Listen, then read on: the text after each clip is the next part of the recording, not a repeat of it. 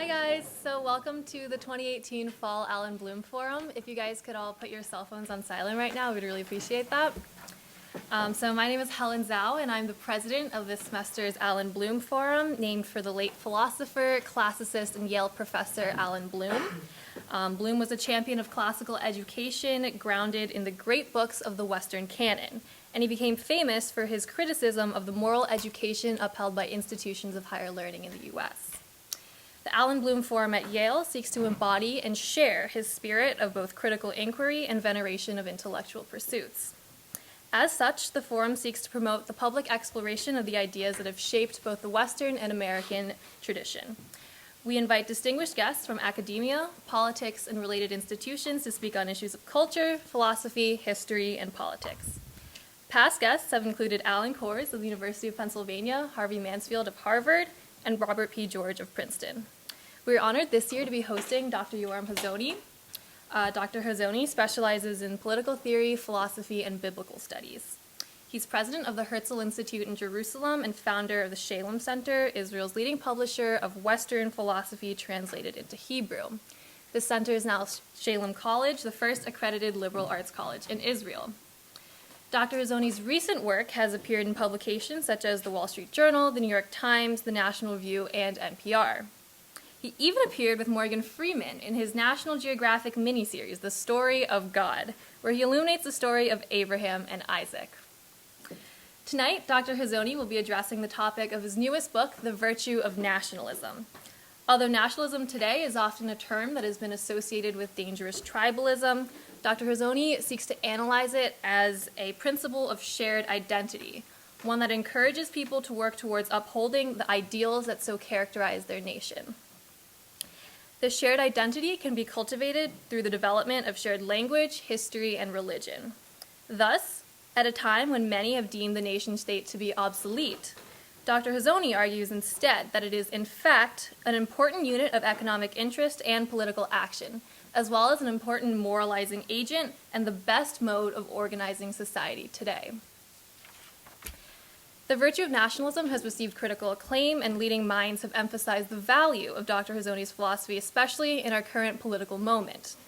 Michael Lind, co-founder of the think tank New America, wrote that in a time when nationalism is all too often conflated with racism and authoritarianism, Yoram Hazony reminds us that democracy and liberty can flourish only in a world of sovereign nation-states. And Natan Sharansky, a notable human rights activist and author of The Case for Democracy and Defending Identity, has commented that political figures, scholars, and the broader public will have to think carefully about this remarkable book. Now, without further ado, please join me in welcoming Dr. Yoram Hazony.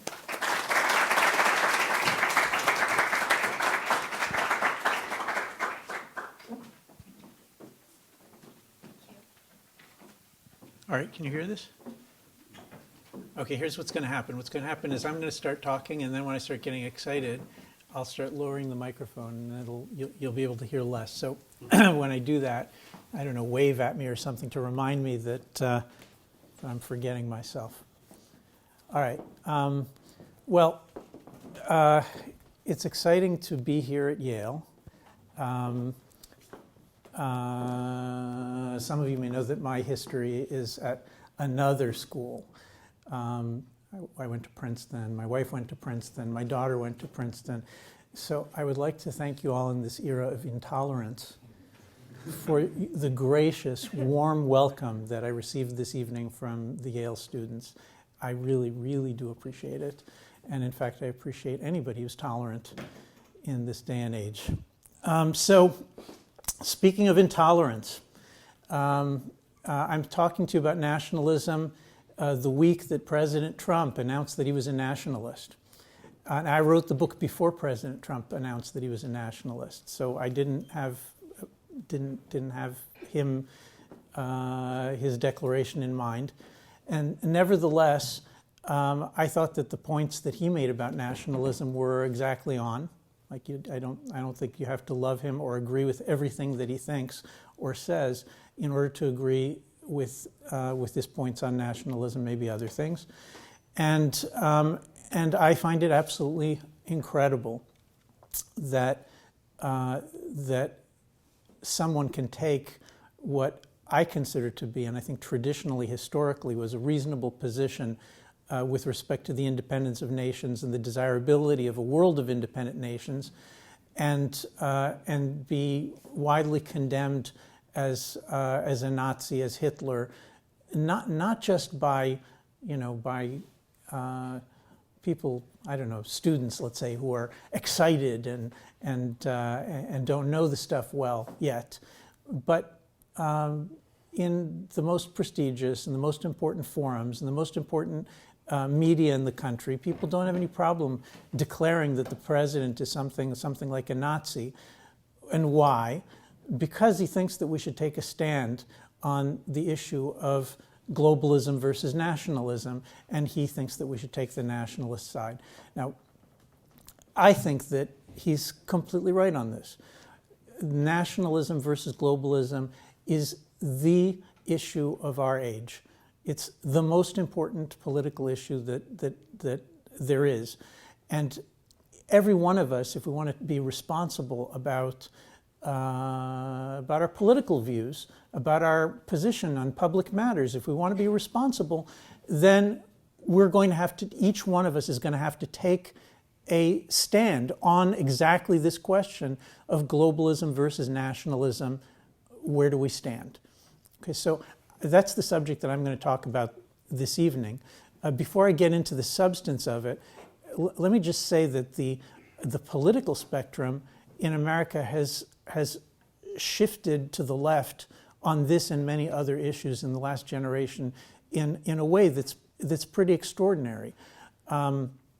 When I was in college, Ronald Reagan was president, Margaret Thatcher was the prime minister in the UK, and I think that you could just use the word nationalist. I mean, for example, Reagan was elected, and Commentary magazine, which in those days was the flagship publication of American conservative thought, of serious American conservative thought, Commentary magazine welcomed Ronald Reagan for the new nationalism that he was bringing to America. That was the praise for Reagan was, look at this great new nationalism that he's reviving in the country. And Irving Kristol, who was in those days considered kind of the leading intellectual of public conservatism in America, maybe you could say Buckley, but one of the two, was well known for his view that conservatism, modern conservatism, rests on three pillars: religion, nationalism, and economic growth.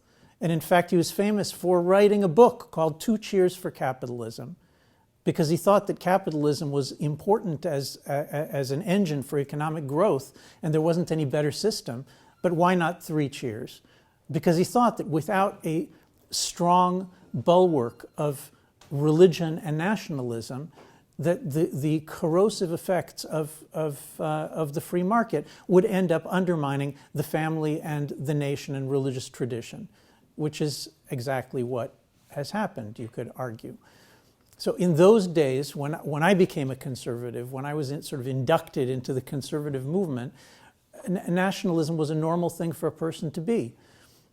Now, what's changed is that over the last 30 years, since the fall of the Berlin Wall, something pretty remarkable happened. When I was in college, we were still in the middle of the struggle against the Soviet Union. The free nations, as they were called, right? This is what America and its allies called themselves. The free nations saw themselves as being pitted against what Reagan called the evil empire, right? And notice the difference between empire and nations. To be free was to have your own nation, to be independent, to do your own thing. To be part of an evil empire was to have some central ideology that wanted to dictate to every people that it conquered how they would live and what they would think, and whose goal was to take over the entire world and dictate to everyone in the world what they would think and what they would believe and how they would live. And the people who were fighting on the free nation side of this And I'm speaking from conversations of people who were involved in the administration then, and remember this time and say, we always thought that we were the good guys because our goal was to set the nations of the world free. Now, so when the Berlin Wall fell in 1989, there was this moment where there were people who said, the war is over. We won. Let's bring the boys home. Let's go home and let's take care of the crumbling cultural institutions in our country that need for us urgently to deal with them. People like Irving Kristol. And if you go and read Reflections of a Neoconservative today, it's like, on many points, it's like reading President Trump. You know, he's looking for the withering away of NATO. And on many points, of course, it's at a higher level of diction, but it's a lot like the things that we associate today disparagingly with Trump's nationalism. So people like Kristol and Jeane Kirkpatrick wanted the war to end and wanted some kind of return to taking care of business at home. But that point of view was swept away. Margaret Thatcher, was along with Reagan, one of the principal moral forces. You can add the Pope, I guess, but one of the principal moral forces of the struggle against empire, right? Reagan, Thatcher, Pope John Paul. This position that she had as a leading campaigner against the Soviet Union should have, I don't know, as I'm not a Brit, right? I wasn't living in the UK. But looking at it from abroad, you'd think, wow, since Churchill, the British have not had a leader like Margaret Thatcher. But the moment the war ended, she was dumped. And what she was dumped particularly, there were some domestic issues, but the central thing that made her just absolutely intolerable was the fact that she was a nationalist, was the fact that she was struggling to try to prevent the United Kingdom from giving up its sovereignty to the European Union and being submerged into this international organization whose aim was to expropriate the independence of nations, to end the independence of nations, and to impose a uniform rule of law and ideas on them. By the time that Margaret Thatcher was dumped by her own political party, by the Conservatives, there was just about no one who was willing to take a stand. I mean, almost nobody. No mainstream significant political figure was willing to take a stand against what today, looking back on it, I think we can see was a moment of extraordinary utopianism. Utopianism, like the flood of books declaring the end of history and that the world was about to become one world with one economy and everyone is going to unite under a single international law. George H.W. Bush declared in 1991 the New World Order. And I can remember to this day the shiver that went down my spine when I heard the President of the United States talking about this New World Order. He said, for 1,000 generations, mankind has struggled but failed to achieve what we're about to achieve now. Anytime somebody starts talking to you about 1,000 generations and they're going to solve the problems 1,000 generations couldn't have solved, if you're a good conservative, like all the alarms should be going off. All of them. 1,000 generations. And what was he going to solve? What's this New World Order? He said the law of the jungle was no longer going to rule in the world. Instead, it would be replaced by the rule of law. So that's his vision, is that the entire planet was going to be wrapped in a rule of law, which was going to emanate from the Security Council of the United Nations. Later, American presidents backed down from that view of the centrality of the Security Council as kind of like a super legislature. But all the subsequent subsequent American presidents up until Trump, and all of the British leaders up until Brexit, all of them bought into this. So Democrats and Republicans, Labor and conservatives, and all the major parties across Europe, all of them miraculously reached this uncanny unanimity that what was needed was to take down the borders and create a single economic and political order for the entire planet. It goes under different names. Some people call it globalism. Some people call it liberal internationalism. I call it liberal empire. And I'll explain myself in a moment. Okay, but this vision of one world under one law, to be enforced, if necessary, by American might, with European contingents, but by American might, that was the political vision of the political leadership of all major parties for 30 years, for almost 30 years. Now, I think that this is a horrendous, just a terrible, terrible mistake. And I'd like to talk to you about two aspects of this mistake. First, I want to say something about the history of the idea of nationalism as opposed to imperialism. And then I'd like to talk a little bit about the political theory of the political philosophy of nationalism. And then we'll have a conversation if you still have patience for it after all that. All right, so first let's begin with the historical issue. The history of the West of Western nations can be seen as a kind of a seesaw between imperialism and nationalism. This seesaw begins with the Hebrew Bible, with the Old Testament. If you study the Bible, and I personally think it's a great mistake that the political theory departments and programs and philosophy programs and law faculty do not consider the Bible to be worthy of study for its ideas, because many of its ideas are decisive in the history of the West. And even if you don't agree with any of them, at least to know where they come from would be a useful thing. So one of the ideas that is extremely significant in the history of the West that derives from Hebrew scripture is the idea of the independent national state. Right? Prior to that, we have in the Middle East, as far as the Bible can see, we have tribes and clans, like Abraham going and living on a mountaintop in a tent with goats and sheep, and when he feels like going to war against some king, he gathers up the neighbors and, like a posse, and they go out and they wage war. Every family has, if you live in the order, that ancient order of tribes and clans, every family has like its own foreign policy. All right, but that is a life of anarchy. That is a life of violence, and so the Middle East, by the time that the Bible is being composed, the Middle East has seen a succession of visionary empires: the Egyptian Empire, the Babylonian Empire, the Assyrian Empire, the Persian Empire. Some of them go more than one round.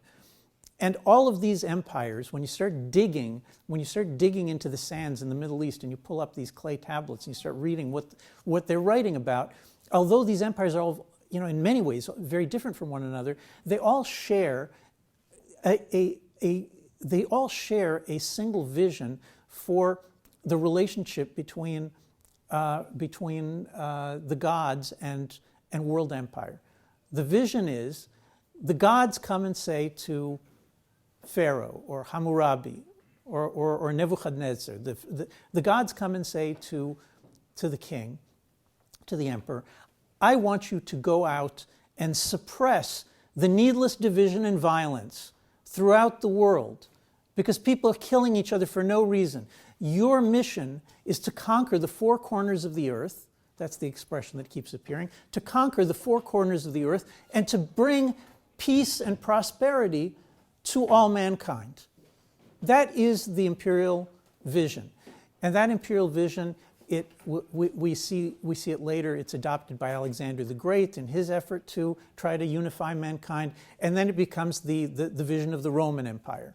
And from the Roman Empire, it gets adopted by the Holy Roman Empire, right? It becomes the medieval Catholic vision of a universal Catholic republic. It also becomes the vision of the Caliphate, right? The Islamic world republic. And then later it gets picked up by all sorts of characters, right? Like Napoleon, who is going to bring peace and prosperity and enlightenment to the world by imposing French Enlightenment. And by Hitler, who is going to make, he says, is going to make Germany lord of the earth and mistress of the globe. Now, all of these are imitations of the Roman Empire. The Russians also have a tradition of being the third Rome, of a vision of unifying the world under Russian leadership, which later transmogrifies into the crazy communist vision. But you can just go on and on. Now, in this background of this dream of unifying mankind and bringing peace and prosperity, against this, the only texts that we have from antiquity that stand up against this vision, the only texts are not Greek and not Roman. They are the texts we find in the Hebrew Bible. And in the Hebrew Bible, this is, despite the fact that the Jews are famous for their monotheism, right? For discovering the God of heaven and earth, who's the father of all mankind, and the creator and the father of all mankind. Despite this, notice this incredible thing, that God, creator of heaven and earth, speaks to Moses, but he doesn't tell him what all the other gods tell him. Go out and conquer the four corners of the earth. In fact, what he tells him is the opposite. He says, here are the borders that your people will live within. And he gives them the Torah, and the Torah is, it's for all mankind. The biblical teaching is clearly for all mankind. But Moses is told, you have borders, and in Deuteronomy, he tells the people of Israel, do not trouble the neighbors. Because God has given them their lands as an inheritance. And so you leave them alone. If you bother them, you get punished. The God of Israel, as far as we know, is the first God in the history of mankind to give borders to his own people and say, no, you're not allowed to go and conquer the neighbors. He says, you should have a king who's from among your brothers. You should have prophets who are from among your brothers. That doesn't mean that there aren't prophets among the other nations. It just means that your prophets are going to be from your people. And other people will have their own kings and their own prophets in this vision. And as far as the universal teaching that the Jews are supposed to bring into the world, the prophets say, when they are ready, the peoples will come to Jerusalem and they'll study with you. All right, this is a revolution in the history of politics, morals, and theology. This idea that you think you know the truth, you think you know God's will, but you have no right to go conquer the neighbors and impose it on them. When they're ready, they'll come to you. Now, as I said, Western history is kind of a seesaw. For most of Western history, what we get is empire and more empire. But the Hebrew Bible, the Old Testament, never stops causing trouble for this vision of empire. Even in the Middle Ages, Catholics, we see the French, the English, the Poles, the Czechs developing nationalisms, developing a resistance, struggling against centralization, against the Holy Roman Empire, against the popes. And this really comes to an explosive place with the Protestant Reformation. Especially the Western Protestants, the Calvinists, the Anglicans. In 1534, when Henry VIII declares independence from the Holy Roman Empire, we're all taught that it's all about Anne Boleyn or something. I have no doubt that she played an important role. But if the English had not already for centuries seen themselves as something like an independent nation, there never would have been a declaration of independence. It wouldn't have been possible to do, but the English adopted it, they embraced it. After the English, we see the Dutch fighting a war of independence from Spanish imperialism, from the Holy Roman Empire, Spanish branch, for 81 years. Read the Dutch Declaration of Independence of 1581.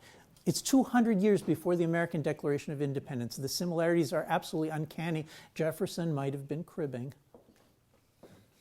It's amazing. It's amazing, the similarities. And the Scots declare independence, the Swiss, and the French, and so on. Now, this is the beginning of a world in which national independence and the view of a world of independent nations, which later we call nationalism, this is the moment that it first gets put on the table as something that might actually happen. I mean, in the Bible, it was maybe something that might actually happen, but the Protestants really do succeed in pulling off one national state after another. The United States is one of these countries. And for 400 years, we have, now this is a new world order. This is a world in which gradually the principle of each nation should seek its own course and be allowed to do that by its neighbors, right, gradually becomes accepted and becomes the basis of international politics. Now, obviously, there's an awful lot of flaws in that implementation. I mean, while the Europeans are like developing this theory of independent national states, at the same time they start building empires. They don't have a problem conquering, Africans and Americans and Asians, often brutally. So I'm not trying to paint this as some kind of idyll or something. It wasn't. At the same time, this principle of the independence of nations eventually demolishes these empires. Eventually, it gets strong enough so that it ends colonialism. Now, was this good?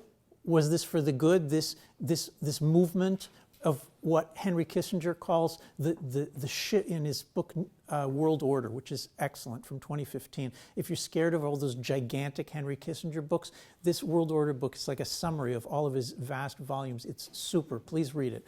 So Henry Kissinger says, up until the treaties, the Westphalia treaties in 1648, up until then,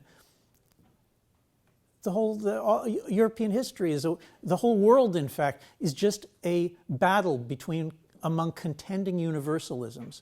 Every single power wants to be the universal power and conquer all the others. And here, this biblical vision allows for treaties which actually explicitly allow that whether you're a Lutheran or a Calvinist or a Catholic nation, that's no longer going to be an excuse to go to war. I'm not saying they banned wars. They had plenty of wars. But the impulse to say, you have to live the way I say, takes the first step towards a world that is much more tolerant. And that has a direct effect very quickly also on tolerance internally in countries. All right, so we live in a world that was created by this moment. How did that work? This new world of competition among nations. I think in a lot of ways it worked great. Many of the things that we consider to be the flower of what's good about modernity, the intense advancement in the sciences, the new experiments and innovations in government, in economics, in industry, and in art. We see the competition among these newly independent nations as creating this kind of hothouse of each one is an experiment in what it means to be human, and they compete with one another in trying to better the world. Again, I'm not saying anything's perfect about it. This is not a utopian vision that I'm describing. My book is not utopian. There's plenty of things wrong. This is not going to solve all the problems in the world. But compared to what there was, I think in many ways it's a great advancement. Let's think about this advancement just a little bit. I say that these are competing nations, right? This is the age of the balance of power. This is the age in which the idea gets developed and advanced by thinkers like Vattel, for example, who writes that the key to the European system is to prevent any one power from gaining control over the others. Now, when I studied this in college, maybe you heard the same thing, the balance of power is described, I think almost always, as though its purpose is to bring peace and stability. But I looked this up, actually, and Vattel doesn't say anything of the kind. He says something much more interesting. He doesn't claim that this brings peace and stability. What he claims is that it brings freedom. That by preventing any one power from growing strong enough to be able to, he says, to dictate the law to the others, you maintain freedom in the system. The whole purpose of the balance of power is to prevent an imperial power from being able to dictate the law to the rest of the planet. Now let's think about this a second. I said that some of the great innovations in government and economics, the kinds of things that we often hear liberals talking about, limited government, democratic rotation of power among competing groups within the nation, the concern for individual liberties, right? The free market. All of these things are developed where?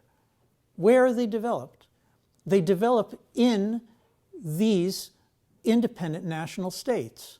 Now, of course, each of the things I mentioned has a prehistory that goes all the way back to the Bible and through medieval political theory. It didn't spring out of nowhere. At the same time, it's these independent, and this is not a coincidence, that it's in England and Scotland and the Netherlands and in America, it's in independent national states that we find the development of all of these things that liberals say, well, look, this is what makes for a good life.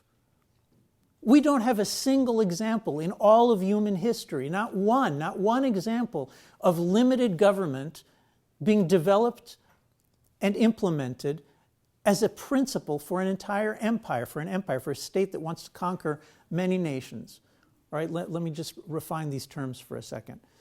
Nationalism, the view that the world is governed best when many different nations are given are allowed their independence to pursue their own interests and their own traditions according to their own understanding.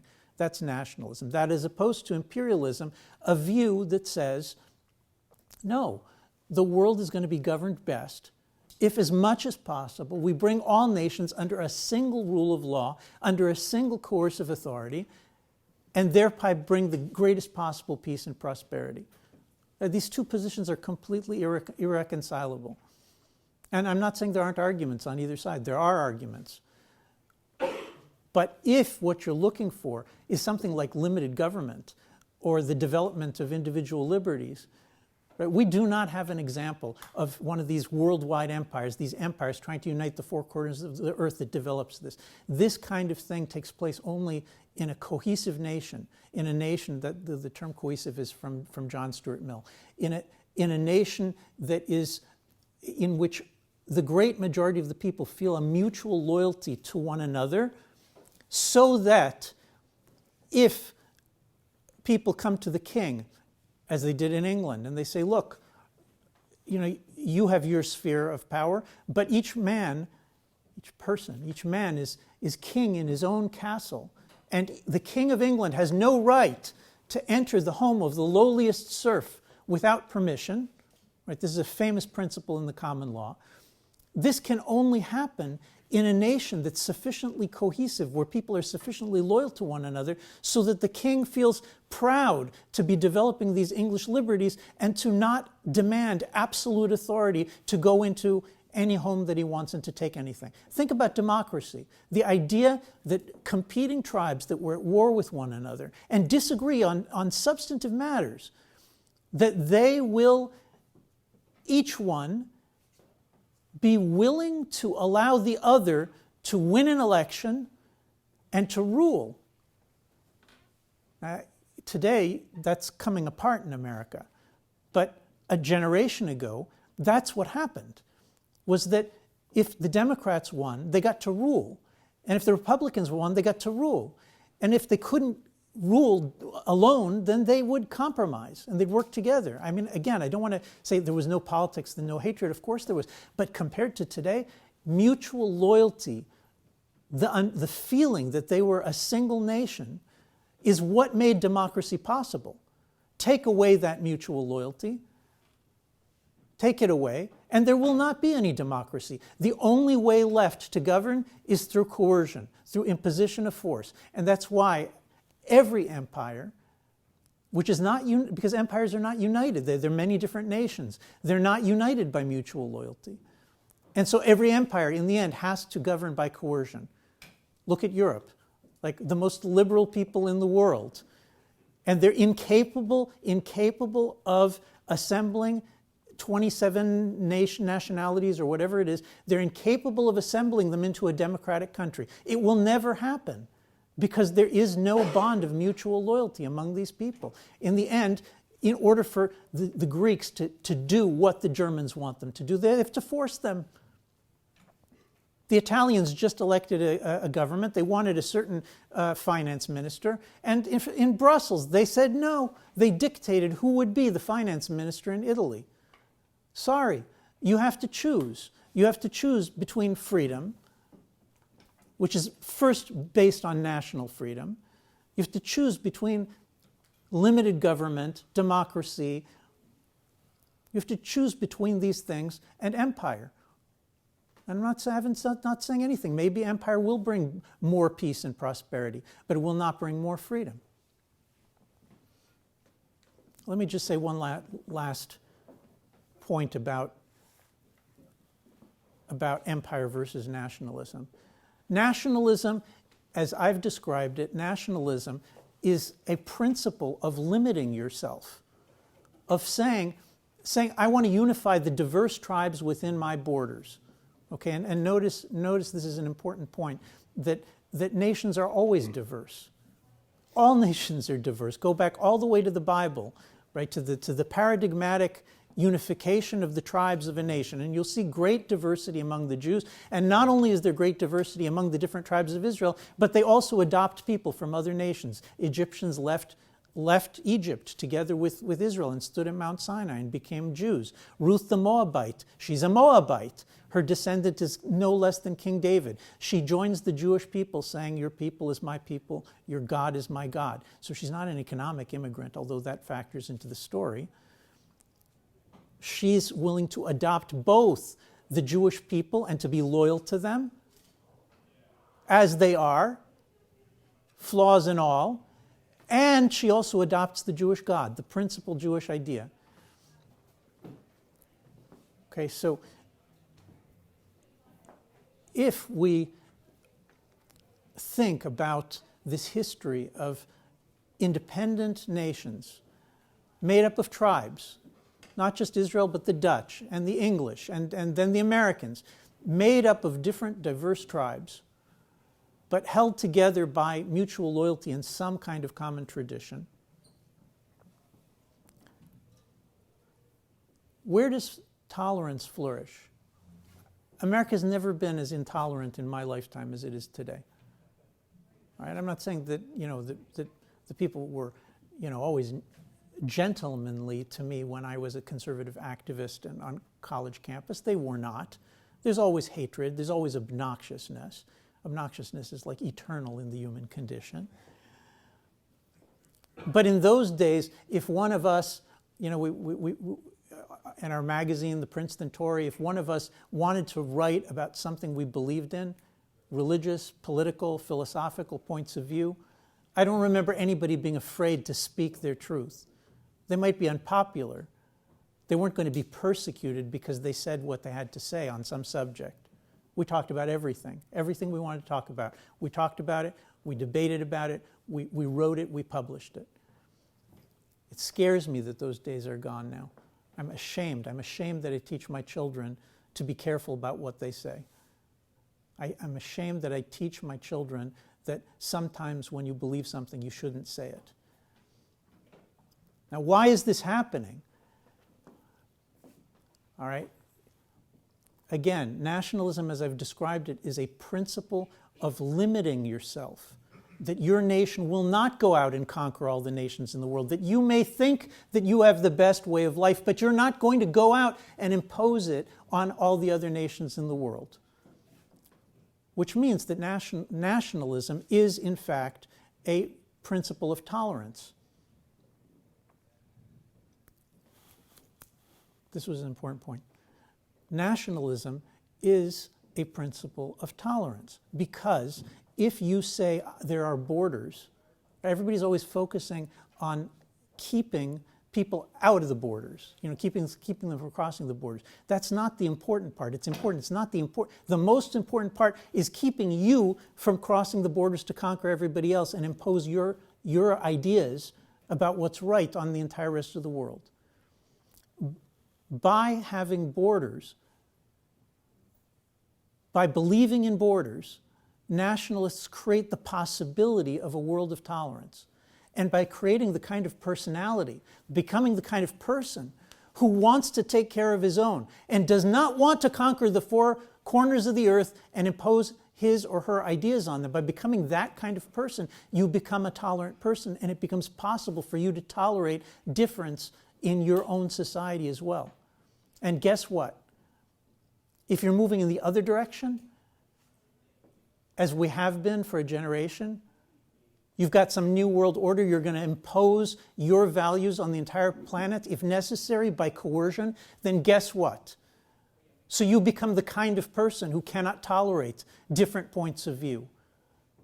And if you're not going to tolerate different points of view in Afghanistan or Iraq or Yugoslavia, then you're not going to tolerate them at home either.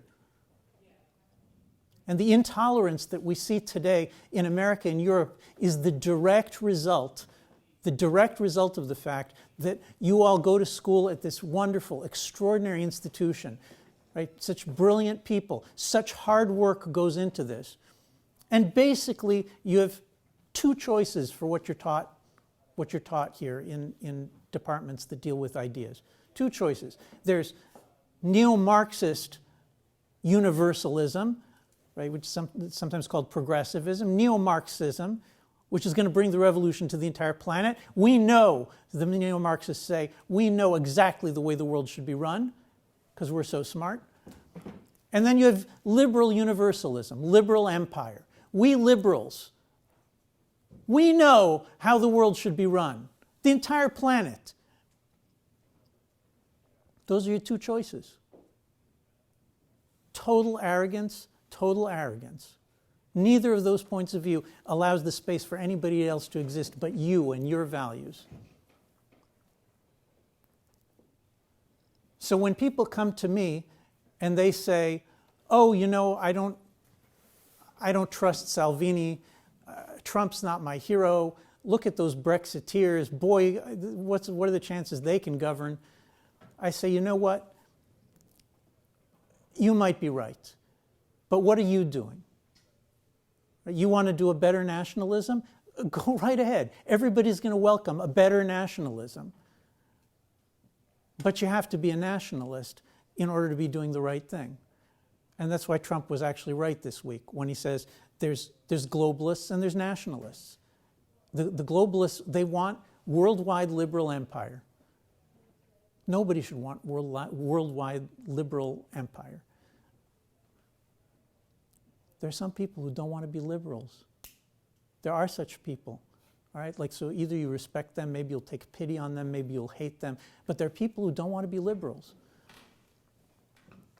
America will be able to move back towards being a tolerant country when there is an alternative that is nationalist, that is tolerant because it's nationalist, and cares about America, and cares that other nations should be allowed to care about themselves and do things their own way as well.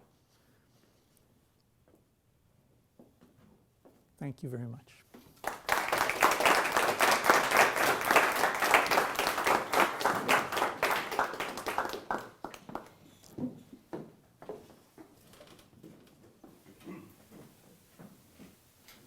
So we're just going to open it up to a Q&A sort of discussion style. So you guys can line up this microphone. There's also one over there. First question was promised to this young woman over here. And right before we go into that, I just want to remind everyone that copies of Dr. Hazony's book, The Virtue of Nationalism, are also being sold in the back of the room. If you buy it, I sign it.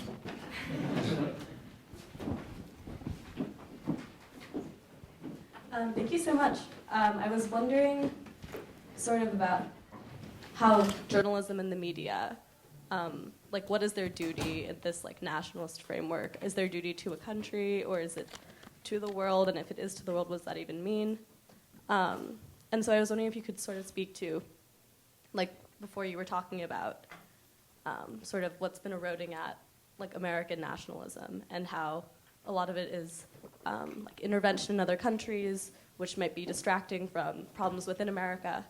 And to me, it seems like journalism is, or the media is a really big cause of that, like a cause of like misinformation about other countries, and also a sense of like entitlement and arrogance that we know what to do. So yeah, basically, what is the role of the media as it is today in the nationalist framework? Well, America used to have a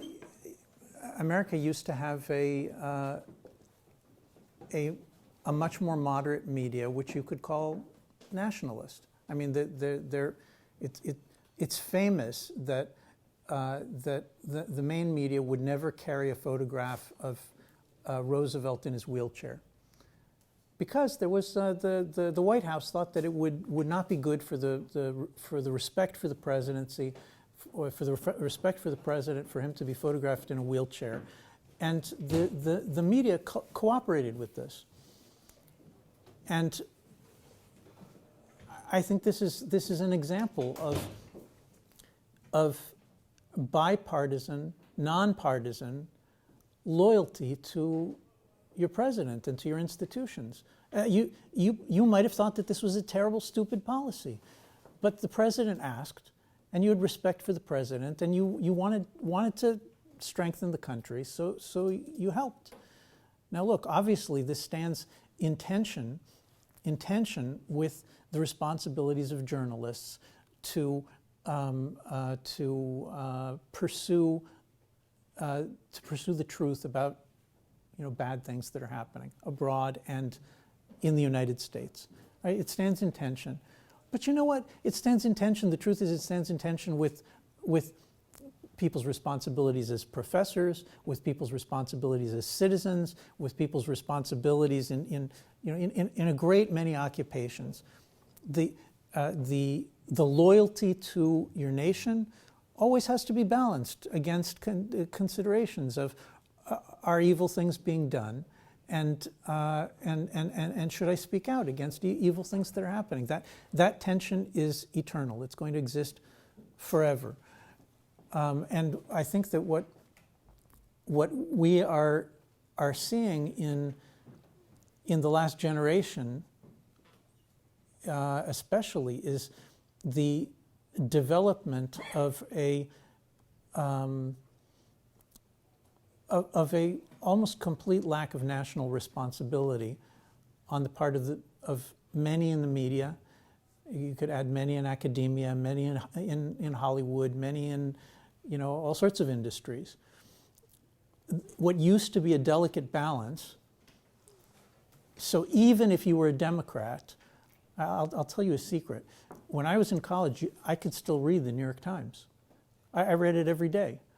I mean, I knew that it wasn't reflecting my perspective on the world. I knew it wasn't conservative, but it was respectful and responsible enough so that I could feel like I could get my news from there. Now, maybe in some cases I was mistaken, but you felt like it was legitimate and honorable and respectable to be something other than what the New York Times editorial line believed in.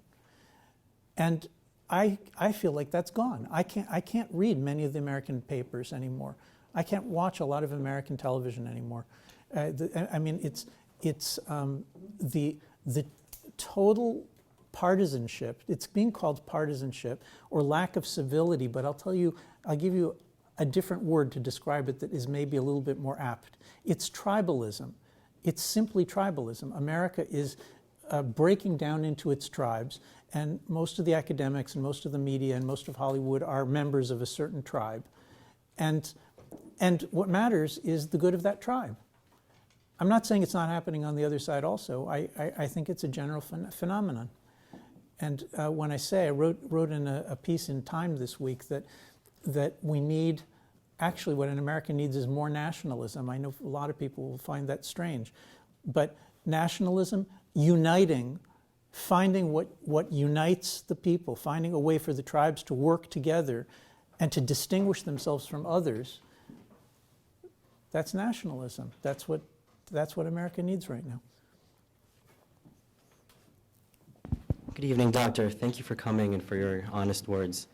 I'd like to ask to what extent maintaining a national identity is compatible with cultural exchange and ideological exchange to the extent that we see today.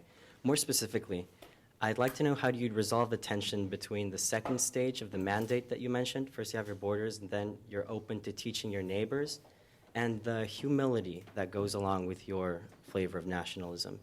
As in, if you have something that's worth teaching, there's still a sense that that should be propagated around because it is a certain truth. How do you reconcile that with humility and with a lack of exceptionalism so as to avoid empire? Great question. I think you described the problem very well, but I also think you described the answer. Remember, I said my book's not utopian. I'm not utopian, so I'm not going to. There's no formula. There's no creed that is going to simply solve this problem. This is a problem that's not going to go away. But the first step into dealing with it is understanding the problem. The problem is exactly as you said it, that any nation worth its salt as a nation comes to feel that it has it has a perspective that's unique in the world, that is better than what most other nations have produced in a lot of ways, and is something that really others should be interested in adopting. That's I think a completely natural progression in the development of nations.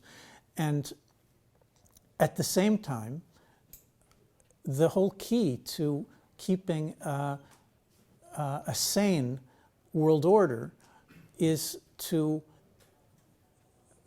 speak your mind, to disseminate, to teach, and not to think it's your job to conquer and coerce.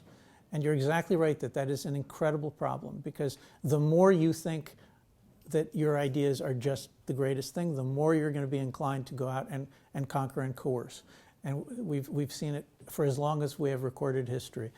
So I'm actually, at the end of the book, in the conclusion, I talk about not just nationalism as a virtue in the international order, like something that the world should strive to move towards gradually, but also it's a virtue in the individual soul.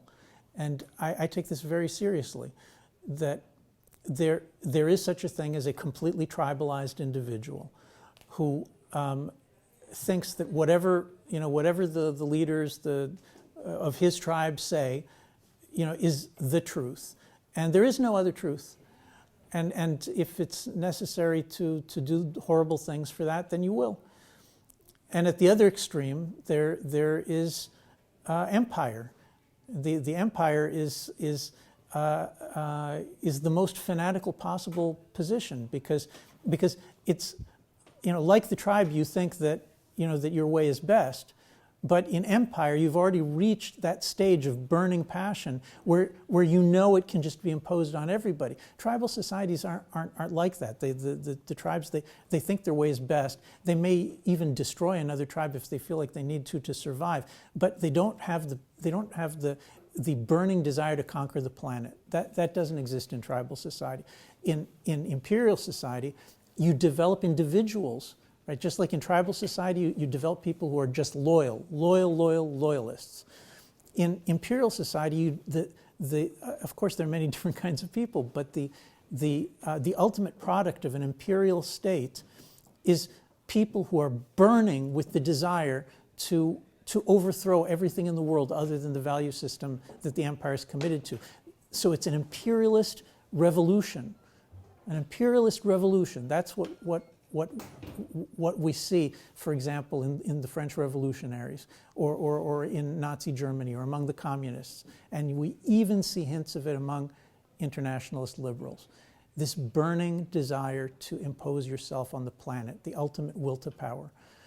In your soul, in your soul, if you're a nationalist, you recognize two truths that stand in tension and have to balance one another.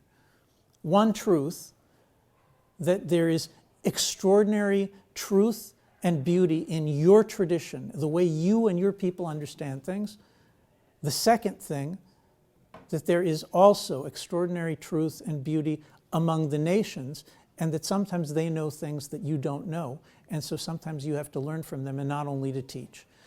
That balance, that is, I'm not saying all nationalists are like that, that's absurd, but that's the balance point that a person who understands nationalism should be striving towards within himself or herself. I think that's a tremendous virtue in any person who can achieve that. Thank you. So capitalism and nationalism are both very important in conservatism. However, it would seem that on a global scale, capitalism necessarily creates networks of interdependence between nations.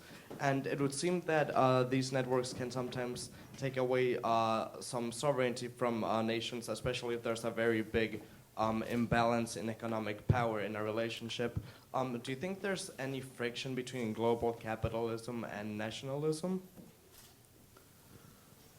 Yes, there is friction. I mean, I mentioned that Irving Kristol wrote this book, Two Cheers for Capitalism, and this insight actually is very old. I mean, it's at least as old as Montesquieu and probably older. You find in his Spirit of the Laws that he says that if your thinking is strictly economic, if you think only about commerce and trading and business, then you move towards seeing the whole world as though it's just one entity, because you want to be able to do business everywhere. Now, I don't think there's anything wrong with that. I mean, the purpose of business is to allow all the trading societies, each one in its own way and in its own pace, to flower and flourish. Sometimes it can be abusive, and maybe often it can become abusive, and then you have to deal with it. But in principle, it's a good thing. The problem is not with the desire to trade, with everyone. The problem is the desire to trade in everything. Okay, the problem is the invasion of capitalist ways of thinking, which are fundamentally promiscuous. They're fundamentally, people today say contractual, but I'll say promiscuous. That what it means is if you're doing a good job, but your company decides that they have a different priority, then they can fire you. They don't necessarily have any loyalty to you. And people will say, well, economically, that makes sense because companies need to adjust to the market, so they'll fire whoever. Loyalty is, let's say, kindly, it's not the number one issue. Okay? And the same with you. We're taught, you go work for a firm, you work for some business, for years you become essential there, then somebody comes along and offers you twice the salary. Maybe you'll feel loyal and you'll stick with the job at half the salary.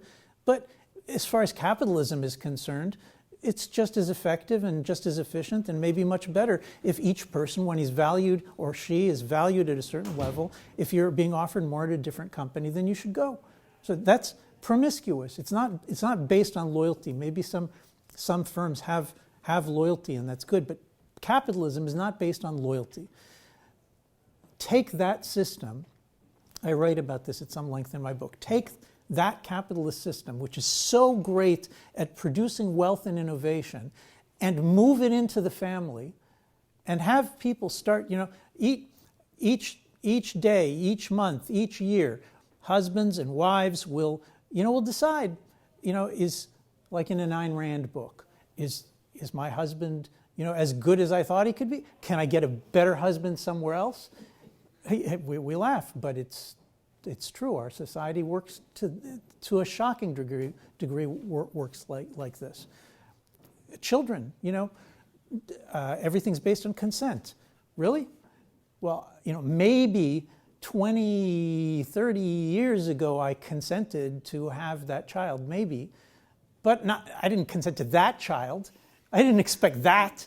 And then they get to be teenagers and they start talking to you. And I'm like, my God, I never consented to this. I never did, right? And what can last that way? Nothing. Nothing can last.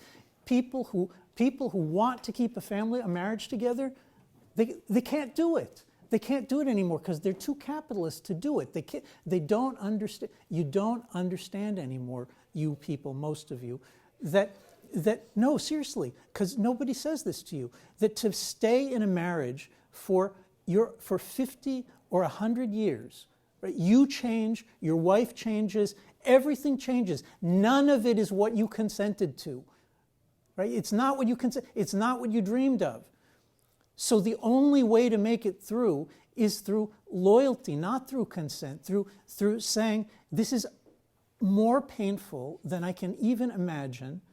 Now, I'm speaking to a young audience. When I say this, when I speak in front of adult audiences, and I get to this point, and I say, you cannot hold a marriage together without excruciating pain, all the heads, all the older people start nodding.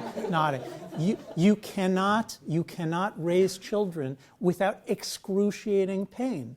But the pain is part of the process. I mean, in the end, you can come out of it in many cases. But the pain is part of the process. That under capitalism, when you feel that much pain, you get out. In a family, when you feel that much pain, you say, I swore a vow. I stick. And that's what holds society together. Now, a nation is much more like a family than it is like a business enterprise. Right? Families have a home economy, and nations have economics, and it's important. But a nation is like a big family. If people are willing to take the pain on the chin in order to do what needs to be done, to hold the nation together, the nation can live for centuries, for millennia, can become something really great. And if people are transactional and promiscuous, and the moment things go bad, then they go, well, I'm not going to obey the laws, I'm not going to pay taxes, I'm not going to serve in the army, I'm not going to fight for this country, which is, I'm just describing, like, Europe's already there, and America's getting there. So you're destroying the nation. Okay, the problem with capitalism is not the business part. The problem with capitalism is that it ruins everything else. And the only answer, just like Irving Kristol said, was tradition, national traditions, nationalism, the religion of your people. These things have to contain capitalism, or it will simply jump out of the bounds of its course as the river, and it'll flood everything. Hi, thanks so much for coming and speaking. Sure. I wanted to ask, so what is the plan for peace, if there is one, in sort of a nationalist world, or at least a world where people have a nationalist worldview? I think you kind of said, like, oh, even if it might come at a cost to peace. I was wondering, how large should we expect that cost to be, and what trade-offs should we be prepared to make, especially in light of the possibility that, like, a great powers war today would leave nothing? Very good. You're right. I wanted to make my argument leaving open the possibility that there would actually be, that we might take a hit, and that for freedom we would actually be willing to have less peace. I mean, if in theory, right, somebody could just conquer the whole world, like it's like a big risk set, right? Like as long as there's competing empires, then there's war. But you could think, well, all I need to do is just to win. Which is where America was in 1989, 1990, 1991. I just need to win and take the whole board, and then I can just rule forever, and then there'll be peace. So I understand some people think like that, but the truth is that in the book, I don't believe in that either. I actually think that empire ends up being an engine for perpetual war. Now, national states also fight wars, and the question is whether there's a difference in the quality and the kinds of wars that are fought when people have imperial aspirations.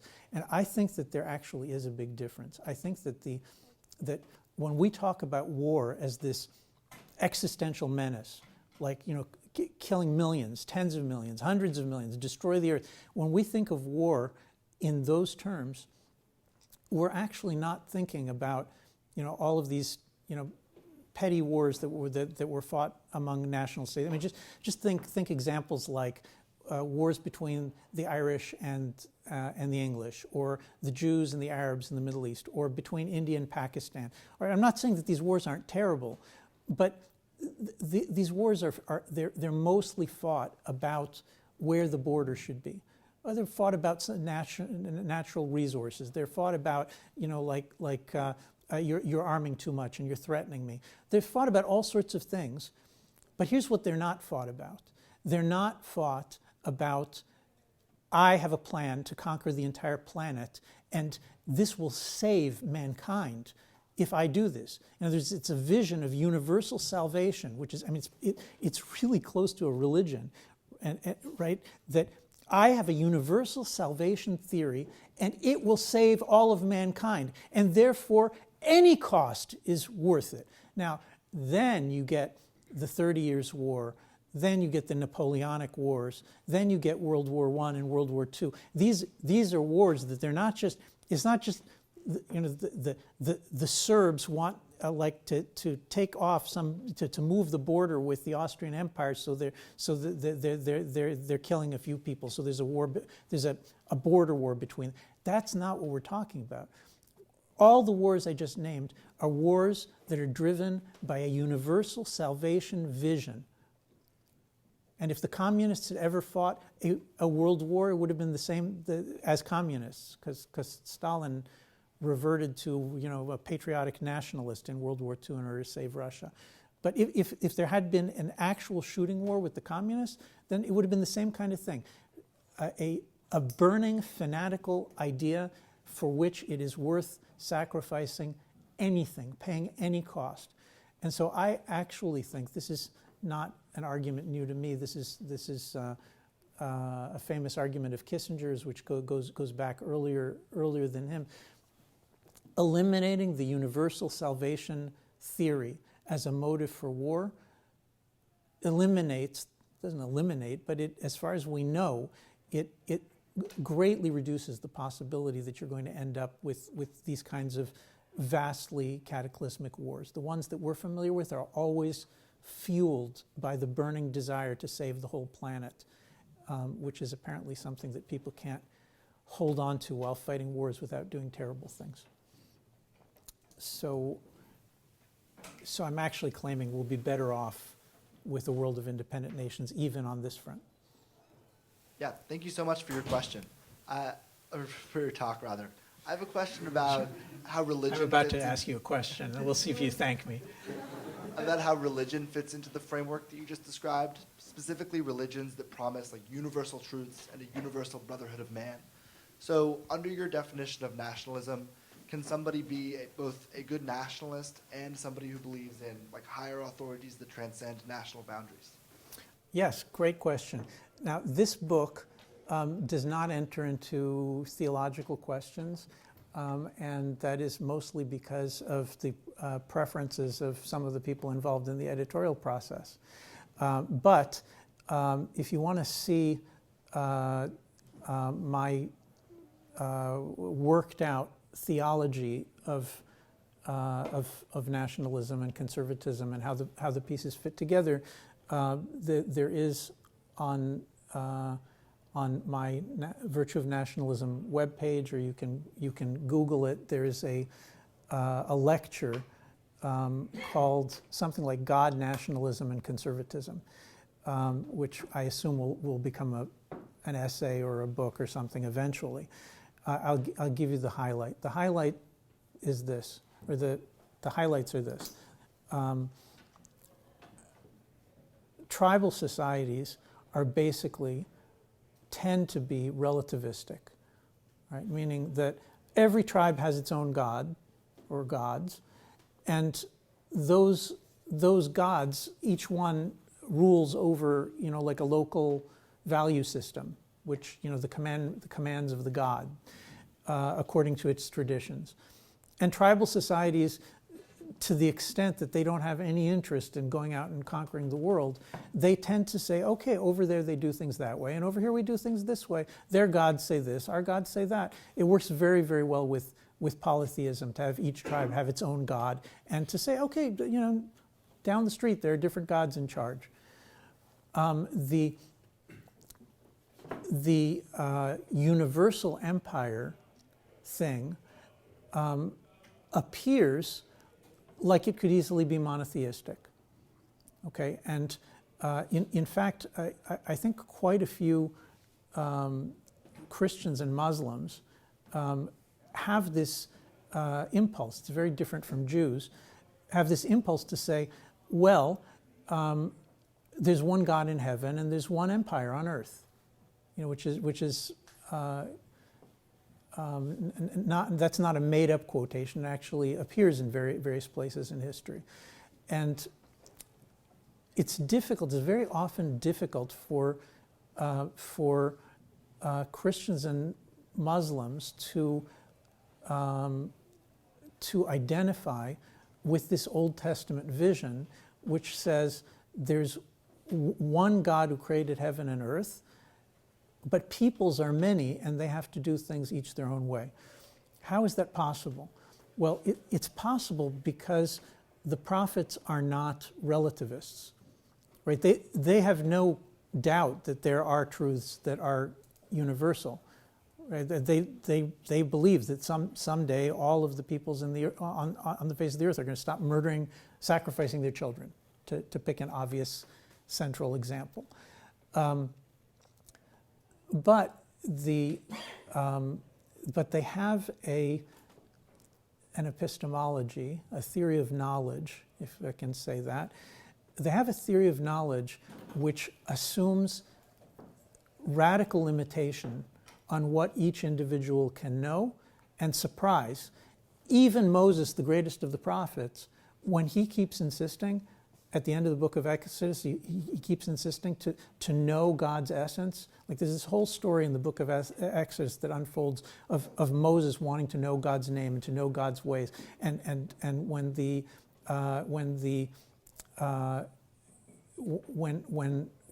Jews, when the Israelites are given the Ten Commandments, and then they turn around and they build themselves an idol, like a cow, right, like a bull that's a gold idol, and they say, "These are your gods, Israel, who brought you out of Egypt." So at that moment, God, says, "There's never been anything so foul and corrupt in the history of the world. Just 5 minutes ago, I told them that they can't do this, and now they're saying that that's their God." And so God wants to kill them all, which is, that's like, divine justice. Let's go. Let's kill them all. He says to Moses, let's I'll make a new people. I'll make a new people out of you. And Moses will not handle this because, and it's really interesting, he will not take this because God promised that he was going to save this people. And they lived in Egypt with idolatry, and what? Now he's going to kill them all? Like, what's the big surprise? God promised that he was going to save this people, and now he's going to back out of it. And Moses has a sit-down strike. He says, I refuse. Write me out. I'm not participating in this religion. I'm out if you kill these people. And there's this fight that goes on for like 5 pages between God and Moses, between this, are we going to go strict justice or should it be mercy? And when Moses finally gets God to agree to let him see his essence, right? He wants to know, is the world governed by justice? It's the same issue, right? Are you governing the world in justice, or are you just a capricious, vindictive, arbitrary God who will just kill all these people because they made a mistake? And at that moment, there is this astonishing description where Moses is at the top of Mount Sinai, or not the top, he's somewhere up Mount Sinai, and God says, well, you can't see my face because no man can see my face and live. All right, so to begin with, there's a whole core to God that no human being can ever see.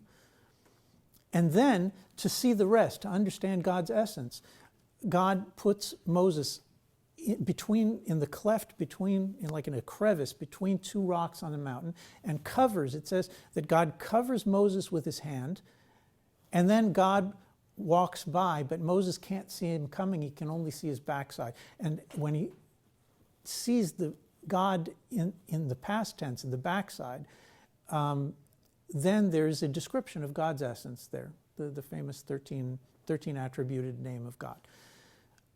This passage has Moses, the greatest of all the prophets, according to Scripture, getting God to reveal his name, his true essence, and all he can see is he can't see the face. When God's going by, his eyes are covered by God's hand, and then when God removes his hand, all he can see is God's back. Right? Now this message of humility about what any human being can know, including the prophets, that is the basis for the political view that we're talking about, that says, why is it that Moses simply can't get a commandment to go conquer all the nations of the world and impose? And the answer seems to be because you're not smart enough. Not Moses, not the prophets, the people who are closest to God still do not have the ability to do this thing. And here there is an amazing clash between Old Testament religion, which has its, there are many Christians who are very sympathetic to this, not just Protestants, but also Catholics. I know because I've been teaching this for years to graduate students and professors. There are many Protestants and Catholics who are sympathetic to this Old Testament biblical epistemology, theory of knowledge. Notice how it clashes with the Enlightenment. This is really important. Notice how it clashes with the Enlightenment. The Enlightenment, Hobbes, Locke, Rousseau, Spinoza, Kant, and all the people teaching you philosophy and political theory in your departments just about, though all of these thinkers believe that the human brain is capable of attaining, through unaided reason, attaining universal truth with regard to morals and politics and the way things should run. That is a cornerstone belief of the Enlightenment thought. All the empiricists, Selden and Hume and Smith and Burke and Mill and Adam Ferguson, all the great empiricists say this is rubbish. No human mind is capable of doing this. But it's that rationalist, anti-empiricist view, the rationalist Enlightenment view, which says, my brain is good enough to know the truth for all men and women in all stages of history, in all parts of the world. I know the final answer. That rubbish, that is the basis for a lot of Western imperialist thinking. Like Napoleon enters one country after another, and he throws out their ancient constitutions, which may not have been good constitutions. And what does he do? He himself personally writes a new constitution for every country that he invades within a few weeks of invading it. He doesn't need to know anything. There's a universal constitution. Napoleon's smart enough to have the answer. And that is, unfortunately, the way many of our liberal imperialists and Marxist imperialists think today. So to bring this to a conclusion, I actually think the only way that you can be a Bible-believing Jew or Christian, and this is my view, is through understanding the Old Testament teaching about epistemic humility in terms of what you can know, and that falls out almost immediately to anti-imperialism, because you can't know enough to run the world.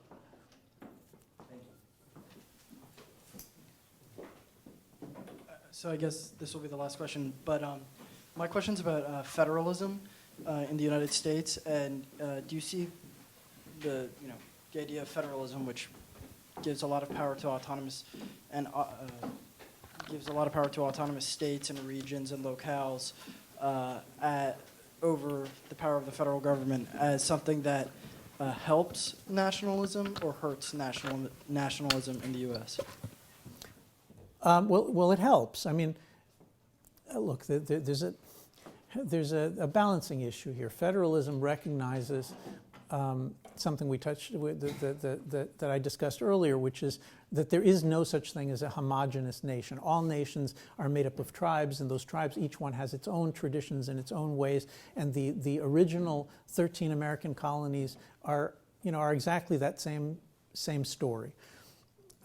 Every decent country is, if it's a national state and it wants to unify the nation, the tribes of the nation, to unify the tribes of the nation, it has to keep its eye on two different things. One of them, to allow the tribes enough of their own their own traditions, their own unique ways of doing things, so that they don't feel like the central government is like this imperial despotic government that's oppressing them.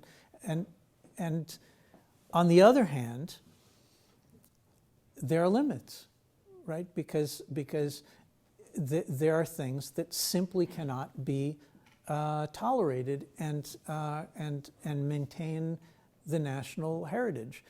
So one of them was slavery, and the attempt to eradicate slavery by force is something that I personally think it was justified and made sense. I mean, slavery is an abomination. But on the other hand, and likewise I feel the same about polygamy, about the coercive eradication of polygamy among in Utah and among the Mormons. I mean, these are not liberal points of view. These are, this is a nationalist point of view that says we have certain traditions and we will not accept tribes that do not accept those. So I think that was necessary, but today I think America's gotten to the point, America's the best example of working federalism that we have, and unfortunately America's really gotten to the point where many people feel, many people with a lot of power feel that anything that's really important needs to be decided at the federal level. And that raises at least food for thought. I have a chapter on this in my book. I'm in favor of federalism, but I have a chapter called The Myth of a Federal Solution. I don't think federalism ultimately solves the problem. The problem is that there has to be enough generosity of allowing each of the unique tribes to pursue their own way of doing things, and there have to be boundaries, limits to what you're allowed to do. You're not going to allow one of your tribes to start sacrificing children again because they think that being a Neo-Canaanite is just cool or whatever. You're not going to do that. So even if you have to stamp it out by force. So federalism is a super and necessary compromise to allow the national state to maintain its diversity while holding a certain core of values steady. However, the many people who think that you can just have federalism anywhere, like for example in Europe, are completely mistaken. I mean, you cannot have a functioning federalism. Like you can't have, the Federation on Star Trek or in Star Wars, you can't have a federation where there isn't a strong bond of mutual loyalty existing among all the tribes that you're uniting.